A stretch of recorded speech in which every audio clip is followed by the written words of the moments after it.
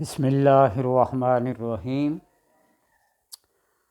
الصلاۃ والسلام علیک یا رسول اللہ وعلی آلک و صحابک یا حبیب اللہ، اللہم صلی علی محمد و آل محمد۔ اپنے جسم کے اندر قوت طاقت پیدا کرنے کے لیے، روحانیت پیدا کرنے کے لیے، یا اپنے ہاتھ کے اندر وہ نور، وہ فیض، وہ طاقت، وہ روحانیت پیدا کرنے کے لیے ایک ایسا عمل، ایک ایسی بات جس کو انسان اگر اپنا لے تو مقرب بارگاہ خداوندی ہو جاتا ہے۔ ہر انسان کی یہ کوشش ہوتی ہے، ڈاکٹر ہو، حکیم ہو، طبیب ہو، عامل ہو، کامل ہو، پائلٹ ہو، انجینئر ہو، کہ میرے فن میں، میرے ہنر میں ایسی کوئی طاقت ہو، ایسی کوئی فنکاری ہو، ایسا کوئی ہنر ہو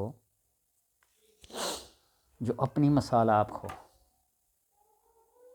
ہر بندہ اپنے فن کے ساتھ اگر مخلص ہو جائے، دیانتدار ہو جائے، تو پھر بات بن جاتی ہے۔ وہ کاریگری، وہ فنکاری، وہ ہنر اس کے اندر پختہ اور پکا ہو جاتا ہے۔ اپنے ہاتھ کے اندر اگر پاور پیدا کرنی ہے، یہ ہاتھ جس ہاتھ کے ساتھ مس کرے اس کے اندر ایک کیف، ایک سرور، ایک فیض منتقل ہو جائے۔ یہ ہاتھ جس کے لیے اٹھے دعا کے لیے، بارگاہ خداوندی میں اس کی دعا قبول ہو جائے۔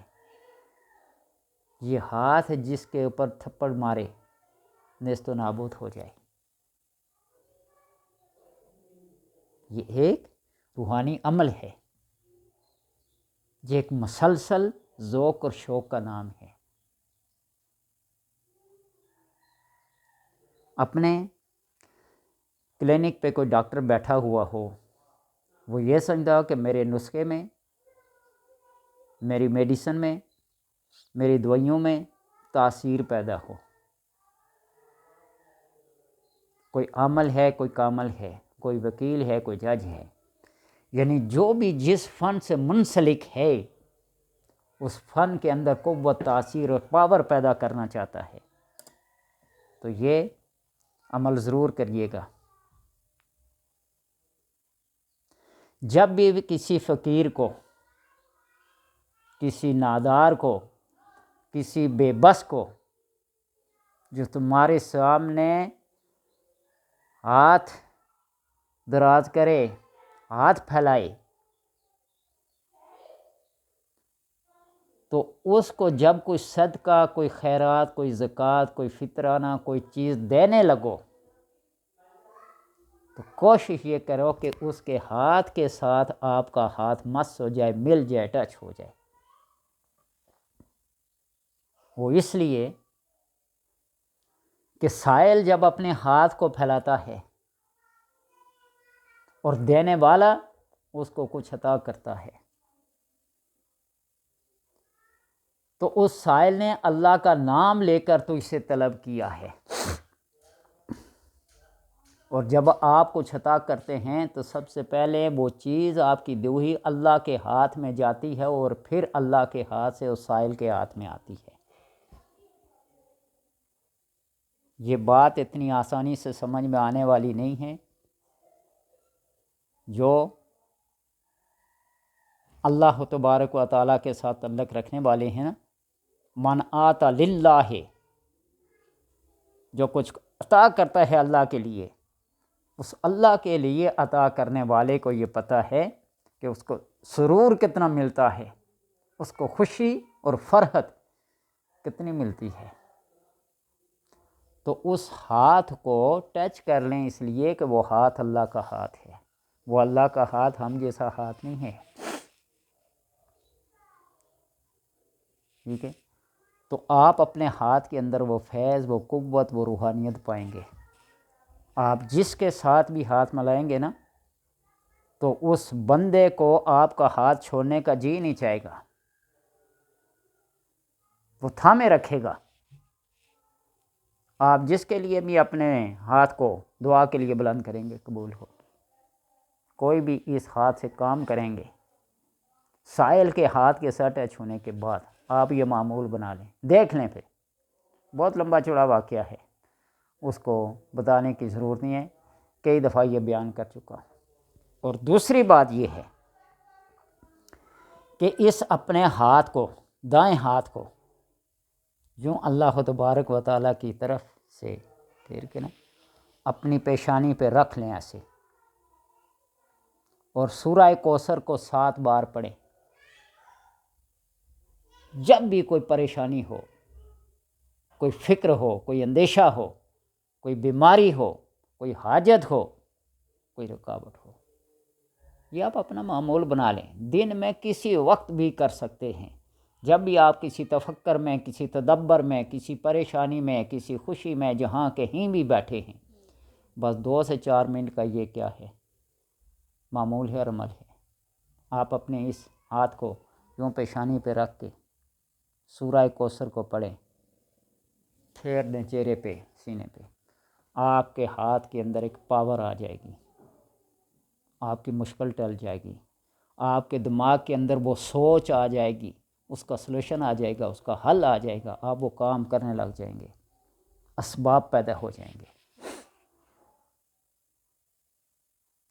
اور پھر فجر کی نماز کے بعد فجر کی نماز پڑھیں۔ یہ 2 نمازیں، فجر کی نماز اور عشاء کی نماز، منافقین کے اوپر بڑی بوجھل ہیں، بڑی باری ہیں، یہ بات یاد رکھنا۔ جس نے فجر اور عشاء کی نماز کو پڑھ لیا، اس نے اپنے آپ کو نفاق سے بالکل پاک اور صاف کر لیا۔ تو اس لیے فجر کی نماز کے بعد سورہ نصر، اذا جاء نصر اللہ والفتح، آپ پھر اس کو پیشانی پہ ہاتھ رکھ کے 3 بار سورہ نصر پڑھنے میں کون سی دیر لگتی ہے؟ 3 منٹ بھی نہیں لگتے، 1 منٹ کا عمل ہے۔ اذا جاء نصر اللہ، اللہ کی مدد جب آتی ہے نا، تو پھر پتہ نہیں چلتا کہ کب آتی ہے، کہاں سے آتی ہے، کتنی آتی ہے۔ یدخلون فی دین اللہ افواجا۔ تو اس لیے آپ اپنے پریشانیوں کو کم کرنے کے لیے اپنے مسائل اور وسائل کو،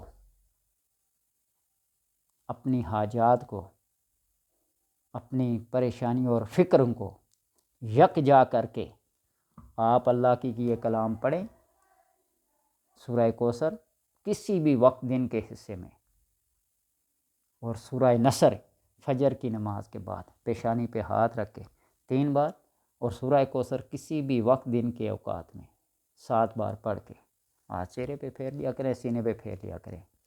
اور جب بھی کسی کو کچھ دیں، من احب للہ و ابغض للہ و اعطى للہ و منع للہ فقد استکمل الایمان۔ جس کی محبت اللہ کے لیے ہے، جس کا بغض اللہ کے لیے ہے، جس کی عطا اللہ کے لیے ہے، جس کا روکنا اللہ کے لیے ہے، اس نے اپنے دین کو، اپنے ایمان کو مکمل کر لیا۔ تو لہٰذا اللہ کی راہ میں دیتے ہوئے اپنے دل کو فراخی کے ساتھ یہ محسوس نہ کریں یہ فقیر کا ہاتھ میلا کچلا ہے، جو دور سے ہو کے نہ پھینکے، بلکہ اس کے ہاتھ کے ساتھ ہاتھ ٹچ کر کے دے، اور پھر اپنے ہاتھ کی تاثیر کو، قوت کو، روحانیت کو محسوس کرتے جائیں کہ میرے ہاتھ کے اندر کیا چیز آتی جا رہی ہے۔ یہ ایسے ہی نہیں کہہ رہا، یہ تجربے کی بات ہے۔ میں نے جب سے سنا ہے نا، پڑھا ہے، کوشش کرتا ہوں اللہ تبارک و تعالیٰ کرم کرے، اپنے فضل اور کرم کی بھیک دیتا رہے۔ میری کوشش ہوتی ہے کہ فقیر سائل کوئی بھی ہو، اس کے ہاتھ کے ساتھ ہاتھ ٹچ کرنا ہے، اور پھر یہ ایک کمال دکھاؤں گا، انشاءاللہ ایک وظیفہ دکھاؤں گا۔ آپ اس ہاتھ کی شہادت کی انگلی سے قرآن پاک کا صرف ایک لفظ لکھیں گے، جسم کے کسی بھی حصے میں کوئی درد ہو، کوئی تکلیف ہو، کوئی ٹیس ہو، کوئی پیڑ ہو، وہ ساری کی ساری اللہ تبارک و تعالیٰ اسی وقت حرف کے لکھنے کی وجہ سے لفظ پورا ہونے کے ساتھ ہی وہ درد دائیں بائیں آگے پیچھے اوپر نیچے ہو کر غائب ہو جاتا ہے۔ بارہا مرتبہ کا تجربہ ہے، کتابوں میں لکھا ہوا ہے، عملیات کی کتابوں میں یہ بات لکھی ہوئی ہے، اپنی طرف سے نہیں کہہ رہا۔ بات ہوتی ہے اپنے یقین کی، اپنے اعتقاد کی۔ تو میں سب کے لیے دعا کرتا ہوں اللہ تبارک و تعالی ہر ایک کے اندر یہ ذوق، یہ شوق، یہ لگن، یہ چاہت، یہ محبت پیدا کر دے۔ پھر خلوت اور جلوت کے یہ ساتھی بن جاتے ہیں، یہ عملیات، یہ نئی نئی باتیں، یہ تدبر و تفکر، یہ تمہاری زندگی کا حصہ بن جاتے ہیں۔ تمہیں پھر کسی کے ساتھ بحث و مباحثہ کی ضرورت نہیں ہے۔ اللہ تبارک و تعالیٰ سے دعا ہے کہ اللہ سمجھنے کی، سننے کی، سنانے کی، سمجھانے کی، عمل کرنے کی توفیق عطا فرمائے۔